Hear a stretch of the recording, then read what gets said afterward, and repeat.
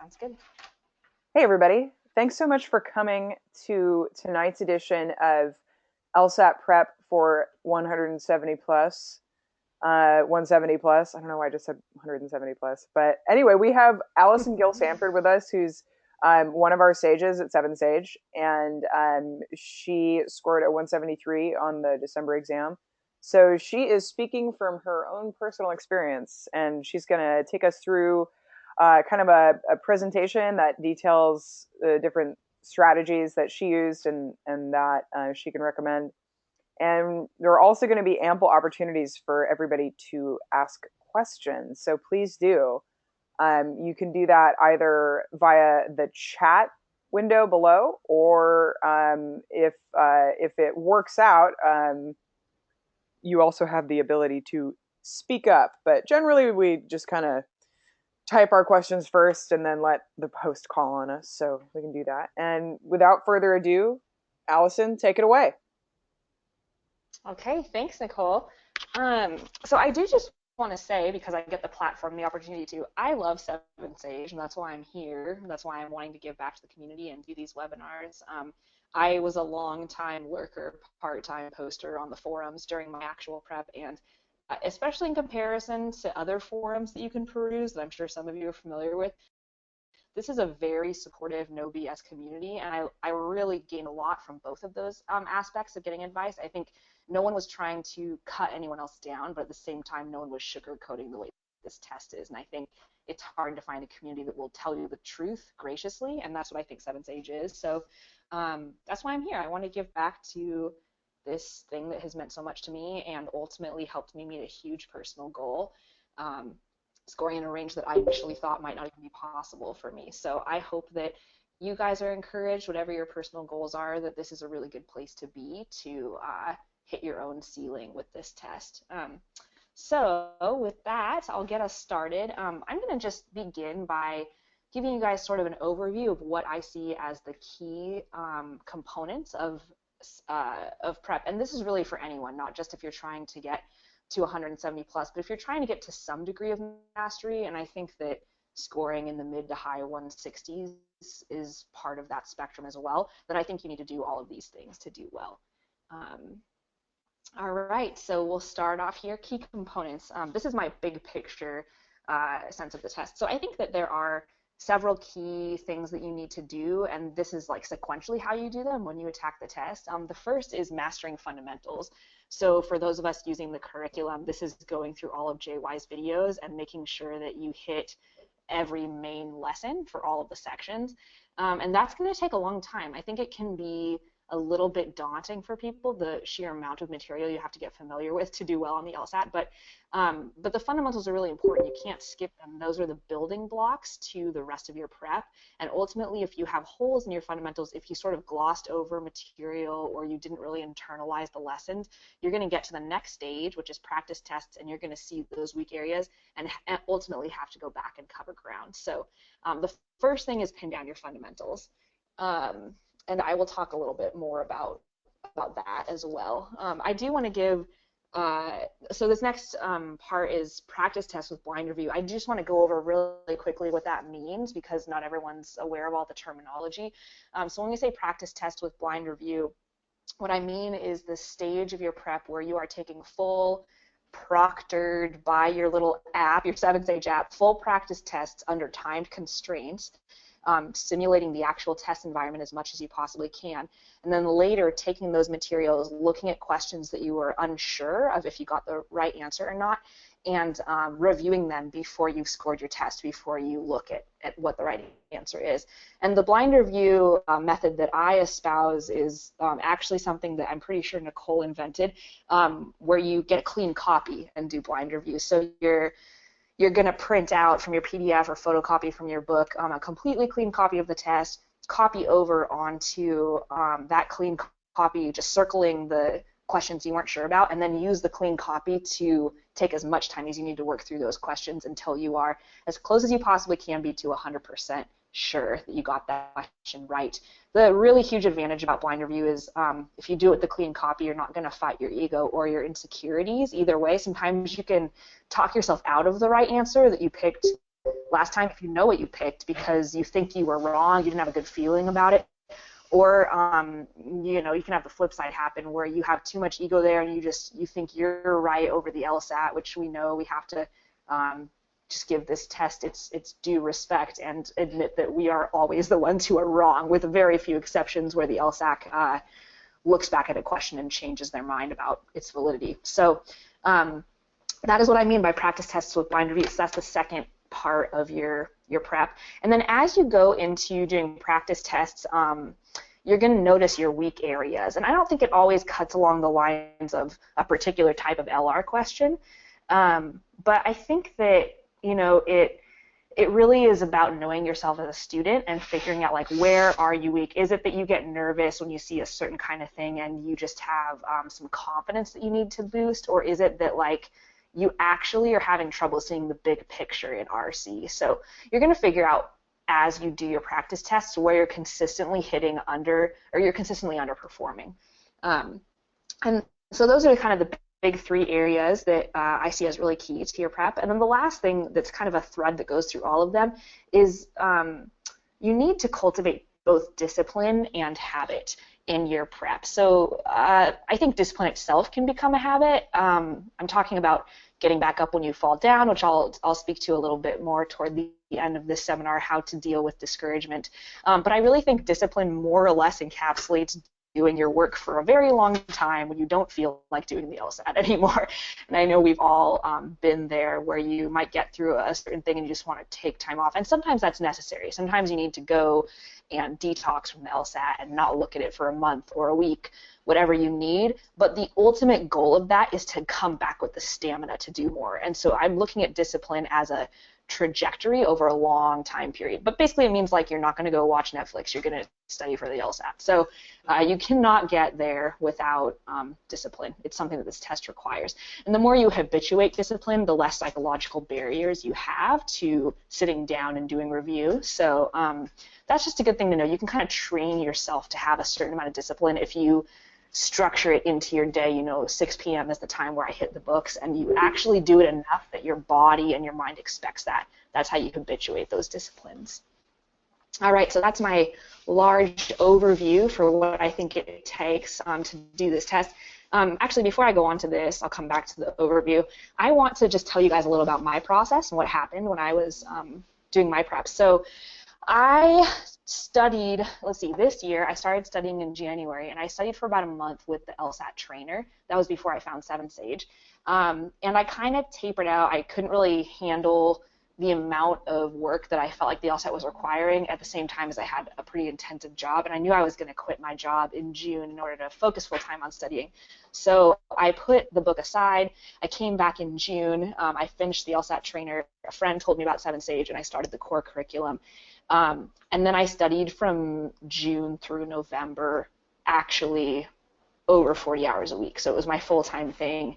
I would usually get up at like 6:30 or 7 and work out, and then be at the library that's near my apartment by 8:30, and then I would study until maybe 4, and then go home, and depending on the day, I would work in the evening or decide to take the evening off. So I was very very disciplined about it, and sometimes when I talk about that, I'm still surprised that I did it. I'm like, good Lord, I did that? I don't know how it worked, but it was this one thing in my life I wanted enough to approach that way. So I plateaued for a little bit in the high 160s, and that was a frustrating place to be because I felt that I had pretty good understanding of the test, but not enough time to get through the sections with the degree of competency that I wanted to move through them with. And then I finally breached the 170s. I was so happy about that. I started crying the first time I scored a test, and it was in that level. But I knew that was coming because I was working and drilling, and I'd been stuck in the high 160s. So I knew I was going to get there. I jumped into the low 170s, and then I had a significant jump into the mid 170s, and I see all of those. So I had 2 major jumps, from the 160s to the low 170s, and then from the low 170s to the mid 170s. I see them both developmentally as significant jumps in my prep where my fluency with the test really increased. And I can remember feeling the rhythm of moving through sections and just knowing, like, I got this and I understand what's going on. and it's just less and less often that I'm getting tricked. So that was my experience in terms of the plateaus. One thing that I did in my process was I pushed back my practice test start date. I hoped to start practice testing maybe a month or a month and a half earlier than I actually did. And I'm really glad. I mean, a lot of people actually that I talked to about it were like, you just need to start doing practice tests. These weren't people on 7-stage. I have some friends who have gone to law school, but none of them were scoring in the range that I wanted to. And so I was a little skeptical of their advice because I thought, well, I don't know. I really want to get as high as I can. And I just kind of knew myself. I kind of made this judgment call that I needed more time with the fundamentals before I started running through the practice tests. And I'm really, really glad that I slowed down and I stuck with the fundamentals. Because by the time I got to the PTs, I think I was giving myself the best shot I possibly could to use that kind of golden limited material of practice tests to get myself into an upper range of studying instead of burning through PTs before I understood fundamental concepts. So that ended up being a great decision for me. I share that anecdote in part because I want you guys to hear that you are on your own timeline, and who you are as a student matters more than what other people say about what your prep should look like. So I hope you feel the freedom to doctor your prep process to what you need for the kind of mastery you're going for. Okay. One more thing I wanted to say about my process. I really struggled with logic games. It was my weakest section. It's still not intuitive for me. I took the December administration. Nicole and I were just chatting about this. People talk about this notorious game 3 on the December test of this past year, and that's an example of a game that, when I get a game that throws a wrench at me, I struggle to have enough confidence to deal with it and to know that I can solve. And yeah, I think there are more irregular games showing up as sort of a general trend on the LSAT, and so for me that was something I did everything I could to expose myself to weird games, but ultimately I still struggled when I saw one of those. So games remains the least intuitive section for me, but I drilled the bundle like 1.5 times, and I think that's the way. I mean, games it's arguably easier to advance in games than other sections. But I think that I just had to tackle it and then tackle it again. Like I actually finished the bundle. I drilled all the games that they were below, the time that JY said they should be on his videos, and I just had to go do it again because I was still having problems with that. So I think you have to make that call for yourself and really attack the areas where you feel like you have weaknesses. Oh yeah, so some people are asking about the bundle. I'm sorry, that's a term that I should probably stop using. It's a little confusing. Whenever anyone says logic bundle, all they're talking about is logic games from practice tests 1 through 35. Absolutely all of those games used to be sold together. Now they're not. They're licensed to do that anymore, so you have to put those together yourself. Can everybody hear me okay? Like Tyler says, I'm bringing up for her. The audio is coming out. Okay. Can everyone hear me? I'm going to keep going a little bit and hope my audio is coming back. Okay, looks like our audio is not doing great here. I'm just going to pause for a sec.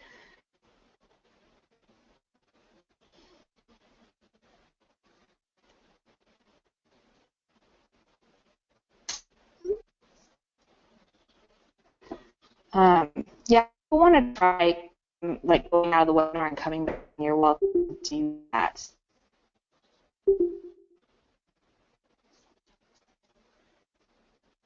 Okay. I'm going to go on to the next section unless Nicole tells me that I should not do that. I just want to get our flow in here. If people have trouble with audio, please feel free to try to reset your connection. But otherwise, I'm going to kind of keep going, and we are also going to make these available later. So you can watch the recording, which Nicole is going to edit and take out the boring parts where we talk about audio. Okay, so I'm going to keep going here, and I'll try to talk a little slower in the hopes that you guys can follow me. Okay, so the first thing I want to say about respecting the test and respecting your process is that I think you have to really commit to the work. Oh, sounds like someone's off mute. Thank you. Okay, great. I think you have to really commit to the work, and that involves accepting your personal timeline about what's going to happen, what your process is going to look like, and that's going to be different than everyone else's. And I think the question is, do you really, really want this? And whatever your personal goal is, whether you're trying to score, like jump into the 160s or jump to the high 160s or maybe even jump into the 170s, you've got to look at your diagnostic, know where you're starting from, and make a determination. Can you commit to the work, and are you willing to do that? And I think for a lot of us who end up scoring for me, it ended up being the 99th percentile. It's almost an athletic feat. I mean, I think you have to approach this test if you want to get into that range in particular and almost craft your whole lifestyle around becoming someone who studies for the LSAT. This is just a story I think is a little bit illustrative of that. I am in my late 20s, and I've been married for a few years, and my mom has been bothering me about grandchildren. I'm sure other women in particular have that experience if you're in my age range, and sort of at a time in life where you might be able to have a kid. So this has been an ongoing conversation. It comes up every time I see her. And I just finally told my mom, I was studying at her house, and I had the LSAT trainer with me and some drill material, and I just told her the LSAT was my baby, that I was as committed to this thing as I would be to some infant that I had to take care of.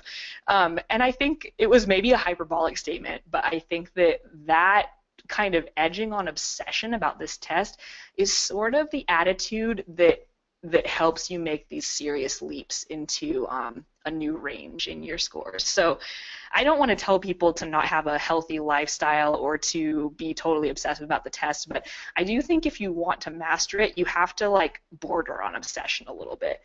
So the LSAT is your baby. Even if you have your own babies who are real human beings, the LSAT also becomes this thing that you must foster in your life. So I'll throw that out there for a quick anecdote. That being said, I do want to at least mention that if you let yourself get to the point mentally and emotionally where you're very, very attached to this test, you need to have a clear distinction that this test does not determine your self-worth. And I think, I think of myself when I was a little younger, when I was just coming out of undergrad. I think that would have been harder for me than it is now to make a clear distinction between how smart I am and who I am as a person and whatever happens with this test, whatever I score. And so I want to encourage you guys, be all about this test, but also know that this test does not define you. And that's, I think, a good emotional boundary to have with the LSAT. Okay. So I'm moving on here to fundamentals. So this was our first point in the overarching presentation. So what I think you need to do with fundamentals when you're in JY's lessons and you're going through that is you need to both memorize the things that he tells you to memorize and also understand them as you go. So what you're trying to do is you're trying to actually maximize how much you can memorize of the things that are in that range. There's some things you're going to have to reason out on the fly when you take the test, but there are some things you can memorize. You can memorize invalid argument forms. You can memorize how to read your conditional logic chains backwards, and that's the stuff that has to become so fast to you, because if you want to score at a really high range, a high percentile, you just do not have the time luxury during the test to be second guessing something like that you could have memorized earlier. So you need to memorize your fundamentals. And the way that I decided what to memorize and what not to is I just listened to what JY said to memorize. So if he said, yeah, memorize this stuff, you need to be really fast with it, then I would make myself flashcards and I would memorize it. So the second point is to not just memorize and maximize your exposure, but to pause as you do your memorization and make sure that you're actually understanding, comprehending what's going on. So I'll give an example of this. When I was memorizing valid and invalid argument forms, I remember JY teaches it by showing you either this bucket method or this list method. And so I would sort of visualize that as I was looking at a certain valid or invalid argument form, and I would think about it why is it that this statement actually is true and is necessarily true if it's a valid argument form. So I made sure that I was checking my comprehension as I went along the memorization road. Another example is what you do with memorizing how to read your conditional chains.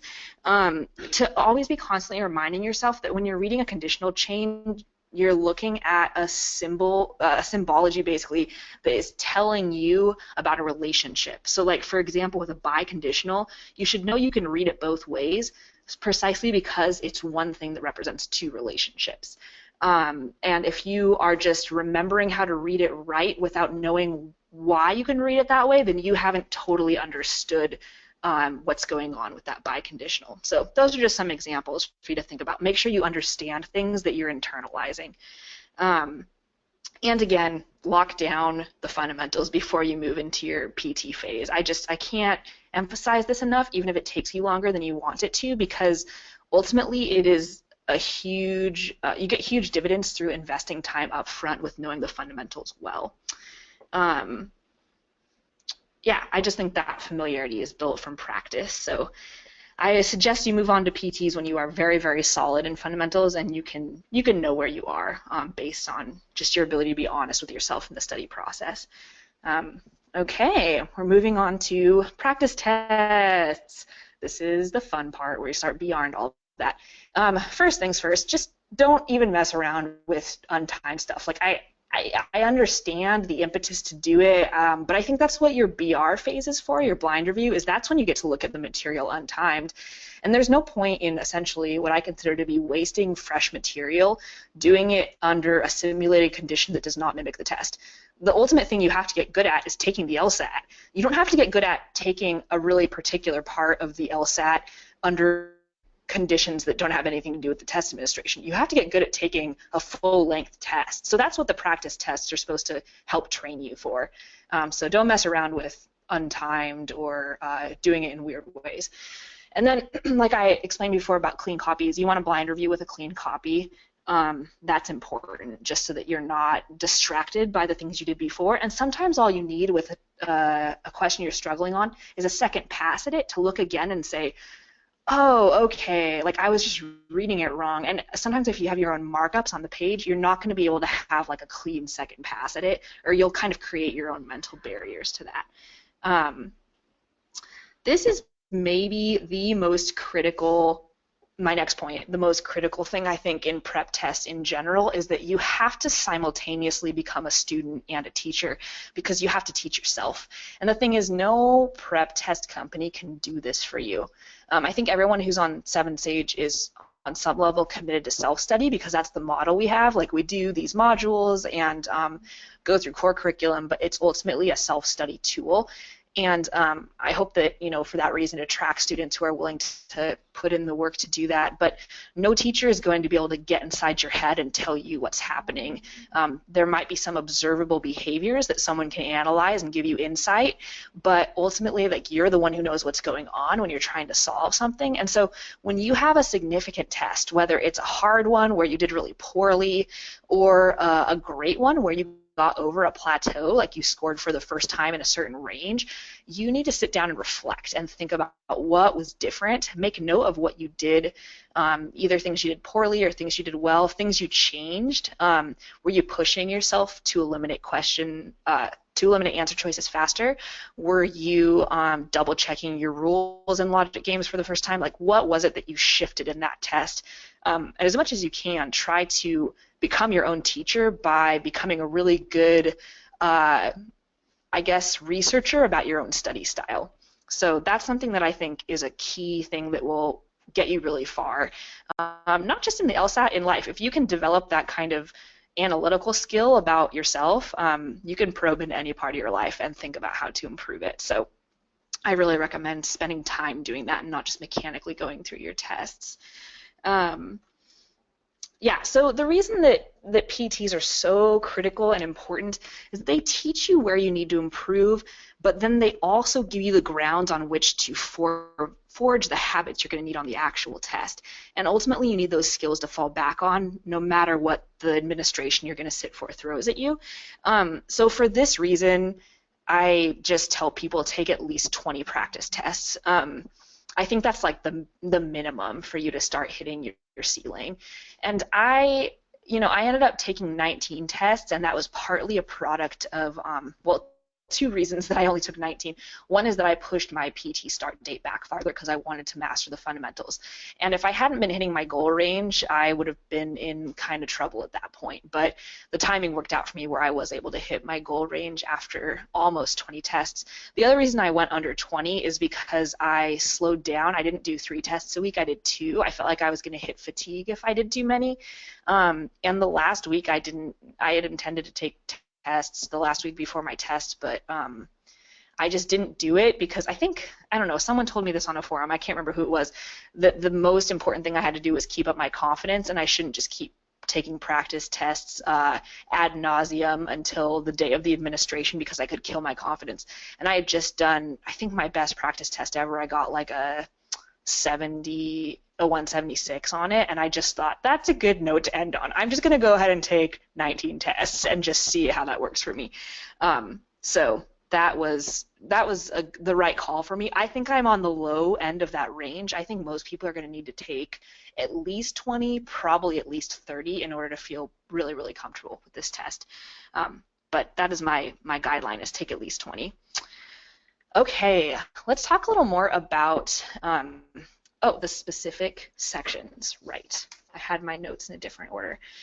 Okay, reading comprehension. I think reading comprehension boils down to doing 2 things really well. Reading really actively, which is covered in the core curriculum. What I mean by active reading is thinking through, asking questions of the text itself as you read it. So the thing that RC does that I think can be a little tricky is it'll throw some things your way that might seem disconnected from the first paragraph that you just read, but there is always a connection.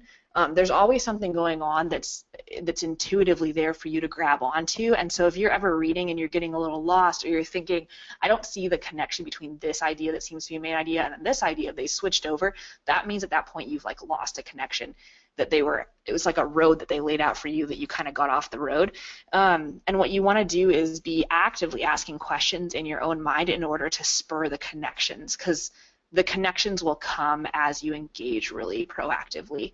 The other main thing that I really picked up that was super helpful for me, especially in science passages, that was the type that I struggled with, and I think it was a confidence thing for me. I really had to recognize that the RC section was giving me all the information I needed. I felt intimidated by it because I don't have a hard science background, and so if I saw something about the hard sciences, I would kind of immediately think this is going to be over my head. I just didn't have the confidence, and I really had to ingrain for myself, like, no, they are giving me everything I need in order to be able to answer this. It's all in this passage. But one way that I increased my comprehension in RC, especially when it was like either abstract or about hard sciences, is I would visualize things as I read. But I would also do this for passages about economics or sociology. Sometimes you can kind of make up visualizations that help you track with main ideas. So I guess soft sciences as well, that worked for me. You don't usually have time to like draw little pictures, but every once in a while I would jot little notes about how things were connected, and visualizing content that was unfamiliar to me or highly abstract was a way that I could anchor myself in the passage and keep connected to the main threads that the test had laid out. So those 2 things were really, really key for me. The last thing I'll throw out there is, to a certain extent, you have to learn how to trust your memory. I was spinning my wheels a lot with RC in terms of timing because I would spend way too much time up front with easier passages, or what often turned out to be easier passages early in the section.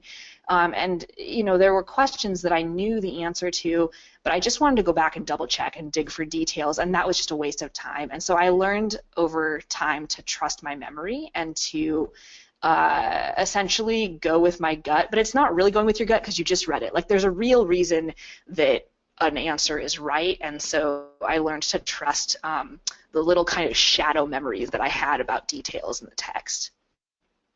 Okay, moving on to logic games. I think logic games is fundamentally about exposure and repetition. So if you work the entire logic games bundle, again, that's all the games from PT 1 through 35, you're going to get a huge amount of exposure and repetition. And especially those earlier tests, I think, were the LSAT was experimenting and didn't really have logic games pinned down yet as a section, the earlier tests will prepare you for the weird games and be condensed in that part of the bundle. So I just think this is really critical. If you want to do well on this section, some people are going to pick it up faster than others, but in that case, you can still track how you're picking it up by working the bundle, because you're just going to end up not having to drill each game quite as often because you'll be well under JY's target time. I can't remember if I said that before. That's how you work the bundle, is you drill games until you're under JY's target time for that game, and significantly under the target time if you've seen it several times. Pacifico has a great thread on the discussion boards that you can look up that has a really systemic way to do that, so I recommend that in terms of how to work the bundle. And for me, I mentioned this earlier, I did it about 1.5 times. I just really needed the extra practice. And then I drilled games on PTs that I had already taken. So I worked the bundle, and then I would rework any new Logic Games material I came across. So I'll move on to the next point, which is to stay actively engaged. And I think this is something that gets overlooked with LG. Everyone, I think, gets some familiarity with the section and sometimes starts to essentially go on autopilot with it, and you have to still turn on your critical thinking skills for this section. I think you get messed up when you expect it to be easy, and because it's very, for lack of a better term, it's rather formulaic, it can kind of lull you into a false sense of security, and then they'll give you a twist, or there will be like a subcategory you have to represent that you've never had to represent before, and it'll just, kind of totally throw you off. And I think developing the skills that you need to really do well in Logic Games includes really keeping yourself focused and actively engaged about problem solving, specifically when you're in the section. Even if what you're doing feels very mechanical, try to keep track of why you're doing what you're doing and not just kind of breeze through it. So I've heard people say, Logic Games starts to feel robotic, and I think that's probably true for 75% of the games. But maybe 25%, you're going to have to figure something out that you've never seen before, or that is going to be new to you the first time you see that type. So I think maintaining a certain degree of I need to be engaged with this section, telling yourself that as you go through it is good. The second thing you need to do after you work the bundles is to just work whole time sections, and this is something that I didn't really realize was a different skill. I believe that I was talking with Pacifico, and he helped me figure that out, that I had certain skills that came from drilling the bundle, but learning how to work a whole section dynamically was different, and I'd never done that before. I had never, seen 4 fresh games all at once and had the opportunity to jump around and work them in the order that I wanted. So working 4 games that you've never seen before is a different skill. Doing that in 35 minutes is a different skill than working the Logic Game bundle when you drill things that you've seen over and over again. So I think it's not so different, but it's different enough that you have to pick up the skills to be dynamic in that section. And that just comes from doing a lot of PTs, basically. I would also say double check your rules. That's not something that I don't think that's in the core curriculum. I picked that up later, and I picked that up after I messed up a PT by writing down my rules wrong. I got like a -10 or something just really egregious at the point that I was at in my prep. And I was like, why did that happen? And I realized I had completely misrepresented a rule, and I don't know, I just got through the section and I didn't realize that had happened. So I think it takes about 2 seconds to double check your rules on Logic Games. Double check that you read them right and that you wrote them down in a way that represents them clearly and accurately. And as you double check, there's going to be something that happens for you where you start to memorize the rules a little bit for that section, and where you get another pass at doing inferences. Like, that's what would happen to me when I would double check rules, is I would see things that I hadn't seen the first time. It was like a second look at just a second look at it. And I would also kind of have I think doing Logic Games, honestly, I think it makes your short-term memory better. That happened for me, where I would be able to memorize the components of the games or memorize some of the rules. I mean, ultimately you need to use your notes because you don't want to just go off memory. You need to check yourself. But but if you don't have to spend as much time looking back at what you wrote as you're solving distinct questions, that's going to give you a little bit of a leg up. So double checking rules can help you internalize them. And just to say a note on irregular games, because this is what I struggled with, and I mentioned that earlier, that it ended up there was kind of a pattern game basically on my administration, and I just got freaked out by it. But I actually was able to solve a couple of the questions on that game, and I got them right because I was able to talk myself down from the panic. And I think that like seeing weird games, especially if you struggle on the games, then that's really your regular games. You can't get a lot of repetition in on them because they're all so different, but you can get a lot of exposure in. So I would just say try to get your eyes on every weird game the LSAC has ever put out, because then you're going to be a little bit more prepared, marginally more prepared if they give you something that's really strange on the test that you sit for. So that is logic games. I'm just getting my water here. Hold on. Okay, LR. I love this section. It's the one that clicks for me. I think this section is about clarity and pacing. So ultimately, even though people say, you know, the 70 series has changed, and I do think one of the superficial changes is there's a little bit more content in the stimulus that you have to read. They'll be a little bit longer sometimes. But the thing that has stayed the same about LR from its birth to now is that there is only one relevant relationship that you have to pay attention to. And that relationship is the relationship between the support, the premises, and the conclusion. So what's the leap they're making? What's the issue in the argument? That is the relevant relationship that you have to pay attention to. And of course, I'm not talking about main point questions or things where you just have to identify parts of the argument. But I'm talking about the vast majority of LR, where they're asking you to zone in on that relationship. And I think you have to develop tunnel vision about that and just know that they're not giving you, you know, if you think you've identified 2 flaws in a flaw question, you didn't really identify 2 flaws that are relevant. Like maybe you found 2 things that were wrong with an argument on a superficial level, but there's only 1 flaw that's actually between the support and the conclusion. So if you kind of keep really focused that is your task on these questions, even the newer LR that throws more interesting information at you, you're going to be able to filter out what you need to know and what's relevant. I would say too that this is obviously the key step, right? You need to understand this relationship before moving on to the answer choices, because if you don't, the LSAT will punish you. I mean, you're either going to end up in a time suck because you're going to be vacillating between several answer choices that all sort of look viable to you, or you're just going to realize that the answer choices are, just making you much more aware of how little you understood from the stimulus. So if you don't get clarity when you're going into that question, then you're ultimately going to have to pay the price in time. So I really recommend to people that you spend more time up front with the stimulus, understanding the relationship between the support and the conclusion, and then you have to go so fast through the answer choices. Like, that is not the place where you should be spinning your wheels and spending time on the vast majority of questions. You should be going into the answer choices with real clarity about the relevant relationship in the stimulus, and then you should be just blazing through as you eliminate answer choices. One thing that helps with this is you've got to get rid of, there's no double checking with why answer choice is incorrect. You have to get rid of it and just eliminate it the first time that it messes up. And so a lot of the time, like, people I think won't want to get rid of it that quickly, or aren't sure that like the offense that the false answer choice has committed is egregious enough to eliminate it. Like, you might want to keep it on the table. You have to get rid of it when it sort of like gives you the tell, right? Like, it's like you're in a poker game and you have seen this person's hand, and you have to get rid of it as soon as you see the first evidence that it's wrong. So don't flirt with those answer choices. Don't mess around with things that have already demonstrated to you that they're false.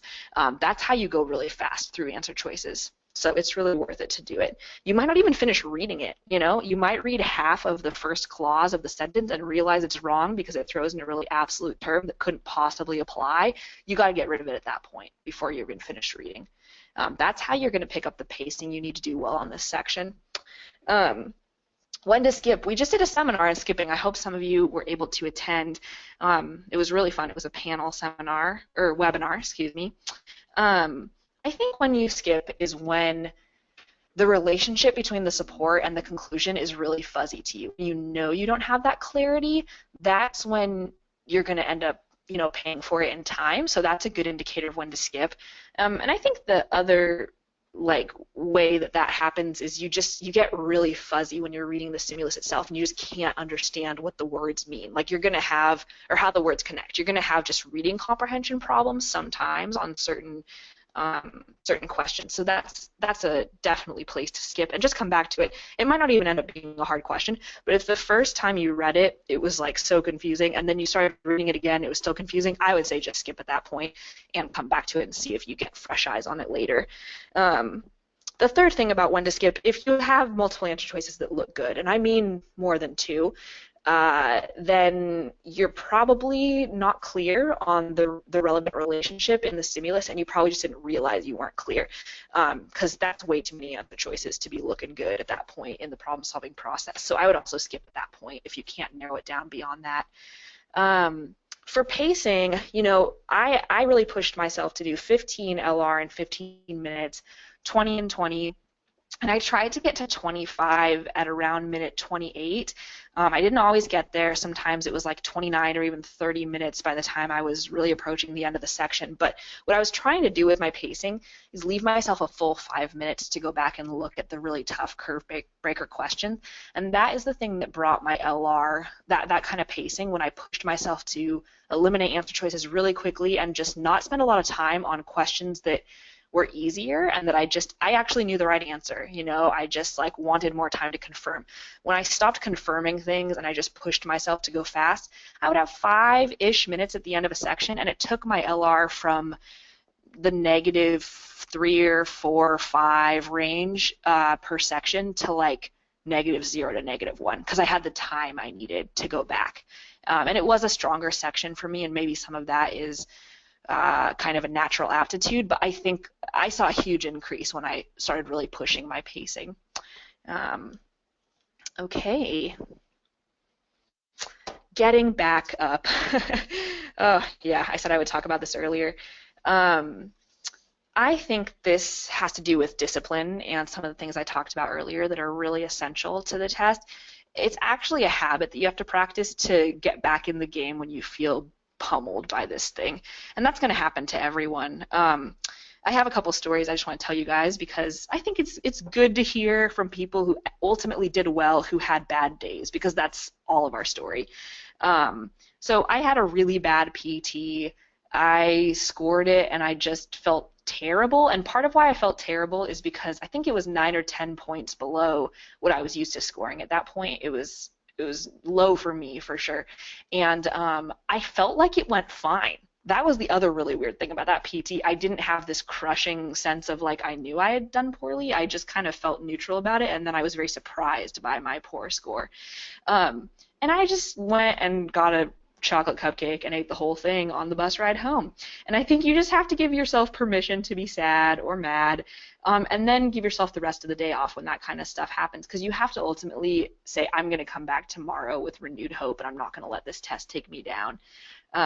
So I hope that's kind of an attitude you guys can adopt, is give yourself permission to deal with the emotional side of not meeting your own expectations or feeling like you failed, but don't give yourself so much permission that you wallow. Like, it's not worth wallowing over. What it's worth doing is getting back up and taking another swing. So just know that that's part of the process. You got to get knocked down and get back up. That's how learning happens. If you're never failing, you're probably not taking any risks. If you're not taking any risks, you're never noticing your weak areas. If you're not noticing your weak areas, how are you going to improve? So I think it's really critical to fail sometimes, essentially.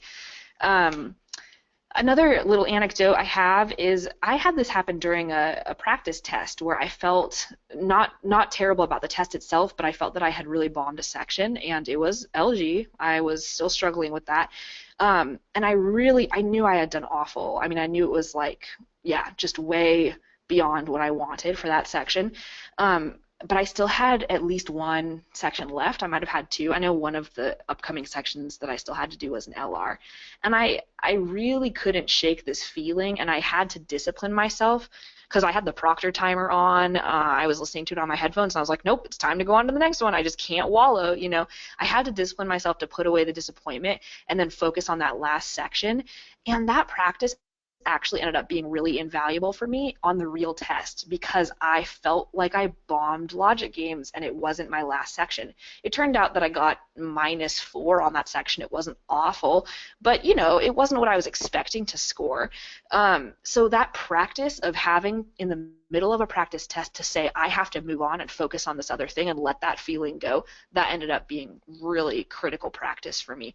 So ultimately, I hope you guys have some failure moments where you have to get back up, because I think it hones your character. It's a good thing for humans to go through.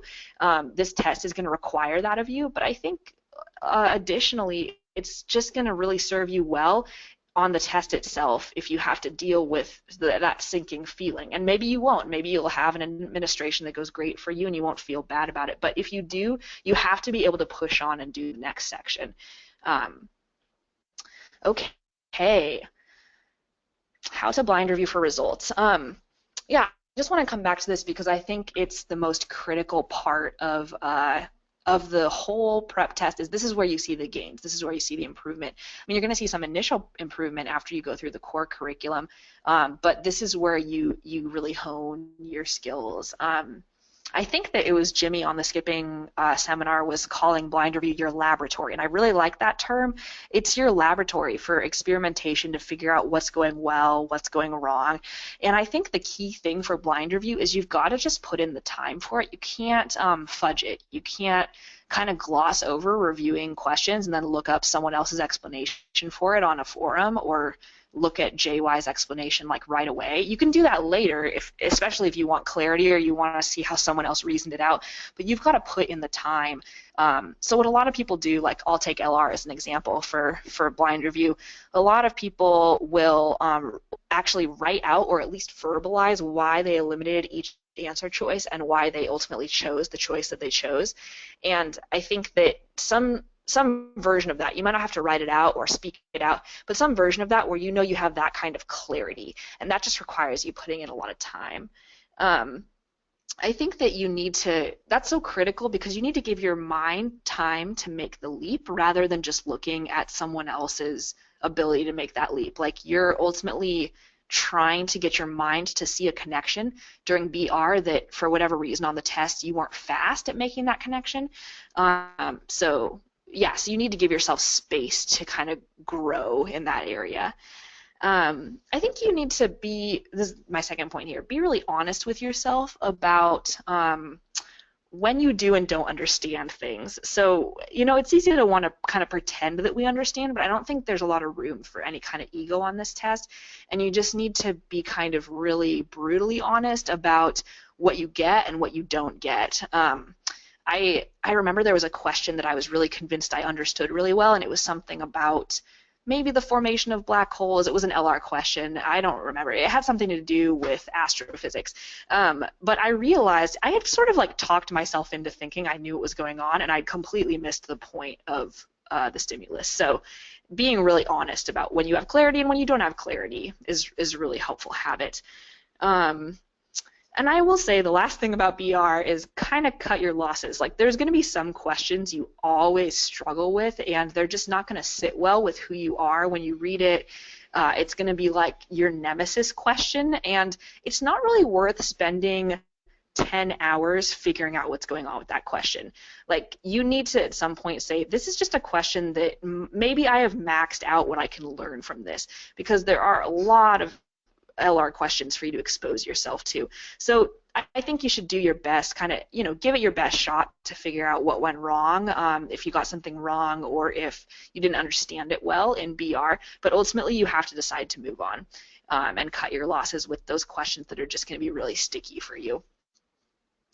I will say about BR that I think the dividends are probably a little bit higher in LR and RC than in LG. I mean, I think you can learn things during BR with LG, but the way I did this is I just would after I took a practice test, I would just redo the LG section really fast without looking at what I did wrong. I would just redo every question because for me it was more helpful to rework an entire game than to pick out a certain question type that I struggled on, unless it was for example, maybe a substitution question. I was trying to learn how to do those because they're a little different. So I would say dividends are a little higher for RC and LR on this one. Okay, coming up on my last two points of advice here. Get help when you need it. So I said earlier that you need to be your own teacher and your own student because you're the one who's inside your head. You need to reflect on your PTs, what's going well, what's not going well, where you made changes, where you chose different strategies, and how those worked out. But ultimately, self-diagnosis is actually a really difficult thing to do. And I still think you're the best person for it. Like the student themselves is the best person to know what's going on, but sometimes you're going to need a fresh pair of eyes on it, and it's going to have to be someone else. So I did this during my prep. I met up with, well, I talked to Nicole first, and she referred me to Pacifico for help on logic games. And what I did was at his advice, I recorded myself working a logic game section, then I sent it to him, and he watched it during a tutoring session and was able to give me feedback on how I was working the section, and that was invaluable. Like, he basically helped me diagnose that I had really terrible timing on logic games because I had confidence issues and I was double checking things I didn't need to double check, and then I would get overwhelmed and skip things that I needed to like spend a little bit more time just thinking about. So he really helped me see something in my patterns that I could not see myself because I couldn't physically watch myself study or work a section. So get help when you need it. I think there's a really supportive community here at Seven Sage. There's a lot of tutors, people who are doing that on the side, and the Study Buddies feature, the BR groups. You need to have someone else sometimes give you input about what you're doing and what they think is going on. So yeah, have someone else watch your work. I think even over distance, that's possible because you can do what I did and record yourself working a section. Okay, so here's the last thing. I think people underestimate this because taking care of your body is what I'm going to talk about. Eating, sleeping, exercising. Please, please do those three things. You can't expect yourself to do well on this test and skip any of those, really. If you're sleep deprived, you're not going to perform. If you're all cramped physically because you've been hunched over a desk and you haven't moved your muscles, you're going to get fatigued more easily. If you don't eat well, you're not giving your mind the fuel it needs. So this is really basic stuff, but it's good for you as a human, right? Eat healthy food. So in particular, get protein and fats, good healthy fats in your diet, like salmon or avocado. Really, I would say just as little alcohol as you can get by with. I mean, for some people, they're going to want to have no alcohol for a couple, or for other people, it might be like a couple drinks a week is fine. But just try to, I mean, basically, like, we know that alcohol interferes with sleep. It makes you a little more restless at night. You don't go into REM sleep as easily. So just really cutting back on the alcohol is going to make you healthier while you study. I mean, ultimately, this is a marathon. Your whole body is involved. It's also an athletic event as you do this test, so you've got to keep that in mind. Caffeine is good. Caffeine in moderation is going to help you focus, so I encourage you to do that. And if you don't like coffee, think about drinking black tea. I encourage people to sleep 7 to 9 hours regularly. Maybe you don't need that much. I did. I need like eight hours to be really on in terms of my mind, so I had to just like protect my bedtime.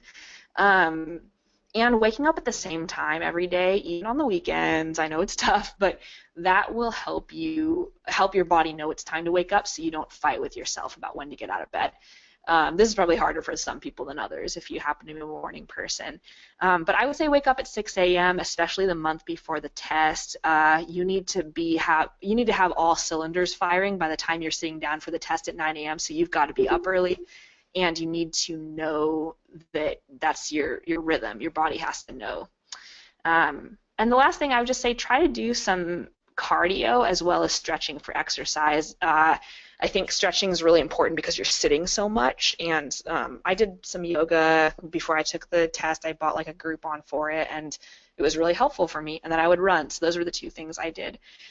Just really taking care of yourself holistically. I think you shouldn't underestimate how much the way that you feel is going to help you overcome this huge, huge barrier of, all the things it takes to perform highly on the LSAT. So, okay, guys, that's my overview for how to kill the LSAT, and I hope you guys found it helpful.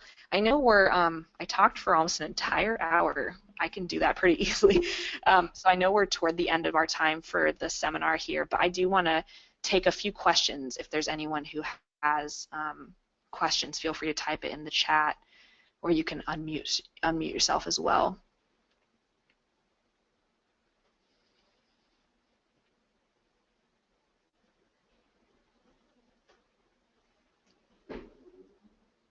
Hi, can you hear me? I can, yes. Hi. Okay, great. Well, first, I want to say thank you for putting on this presentation. It was really helpful, and I really enjoyed it, even though you did talk for a full hour. It was all good, and I was writing down a lot of it. So, the second Good, thing I'm I want glad. to ask, the second thing I wanted to ask you is that you talked about getting the fundamentals down before you practice tests and not blowing through those. And you said that you Mhm. had Seven Sage and the Trainer. And I actually have both of those materials too. And I'm in the process of making my way through the curriculum. And I think the next phase is to start actually drilling and getting that automaticity in terms of logic games, in terms of Mhm. spotting the conditional words and things like that.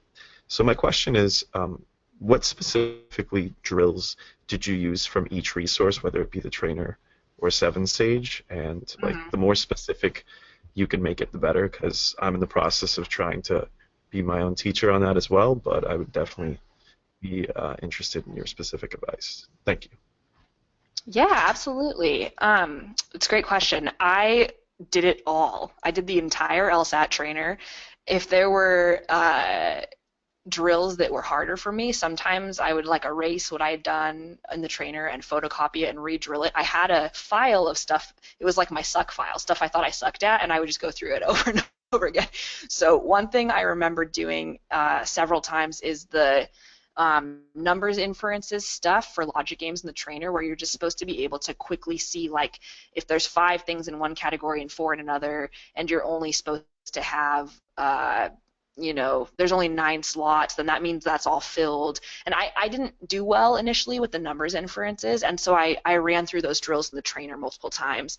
I also had some stuff on the curriculum for seventh stage. So I bought the starter pack, and that's what I ended up using. And for me, it was enough. I don't know if the core curriculum changes much if you buy like the ultimate pack. I think what the main shift is that you get a lot more time and exercises to get things really pinned down. So I do recommend that if you want more material to get one of the larger curriculums on seventh stage, because it's going to give you a larger breadth of things that you can drill, because there's only so much you can do to re-drill like LR questions. You're going to get familiar with them, and so you don't get a lot of dividends over like or out of looking back at those over and over again. Certainly not the way you do with logic games.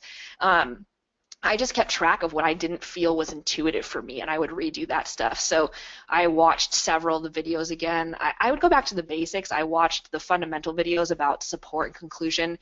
I took really detailed notes when JY was talking about how to approach different question types in LR, and then I tried to memorize the flow of how to do problem solving. And ultimately, they're not that different, but like I would sort of memorize this flow of like, okay, check what kind of question it is. That was the first thing I would do. And then make sure that as I'm reading the stimulus, I'm trying to identify the argument parts. Like that's the first, thing you kind of have to do. So I don't know. I guess I would just say like I did the entire core curriculum, and the parts that didn't feel very intuitive to me, I just exposed myself to those as much as I possibly could. So I hope that is a helpful response. I think it's going to be pretty personalized what exactly you drill and do more of, because it's going to be the stuff that didn't work for you super well the first time around. I do want to address, someone had sent me this question. Do you think it's possible to reach the 170s only studying 3 to 4 hours about 4 to 5 times a week? I did not say this when I was giving the first part of my presentation. I just forgot to say it, but I tried to calculate how many hours it took me to hit that point. My diagnostic, I sometimes forget it. It was either 150, I think it was a 156. I want to say that was my diagnostic. So that's the point I was starting at. So first of all, I don't think that getting to the 170s is about a sheer number of hours. It's going to be different for each person. But I do want to give you my baseline, because like I started at 156, and by the time I reached, the mid 170s, I was PTing at around 175 was my average on my last 5 PTs, and I had studied for at least 1,000 hours. So I actually calculated how many hours, or I tried to get an estimate of that. I looked at how many weeks I had studied and the average of hours I studied that week. So it took me 1,000 hours to go from 156 to 170 mid-range. So I think it might take a lot of people 1,000 hours. It might take some people 1,200 hours. It might take some people 800 hours. I don't know, but that's the best attempt to give you a concrete number for how long it takes to get to that range. But again, it's going to depend on where you're starting from, you know. Not just where you're starting from, but which sections you're strong in. I mean, a lot of my hours went into logic games, an awful lot. Just looking at questions here. Did you finish all the problem sets in core curriculum before moving on to PTs? Yes, I did. That's exactly what I did. I did everything in the core curriculum. Sometimes I did it twice, so just really, really being thorough with that. And see, Tyler asked, how did you learn how to combat fatigue or zoning out midway through LR and RC? Yes, especially during early PTs. That's tough. I do think it's something that your brain gets used to, and that's part of why taking so many PTs is really critical. I think you have to sort of force yourself to pay attention even when you're tired. I remember kind of giving myself mini little pep talks during the test, like, focus, you have to focus, and sort of telling myself I had to do it. I mean, ultimately you hit a wall. You're not always going to be able to focus. Sometimes you're going to feel tapped out. But I do remember pushing myself beyond the point of feeling tired until I sort of found a second wind. So I guess that is my response for that question. If there's any other questions, I'll take maybe one or two, and then I definitely invite you guys, feel free to send me a PM on 7Sage or my email as well. I will give you guys my email. I'll just type it into the chat here. This is my personal email.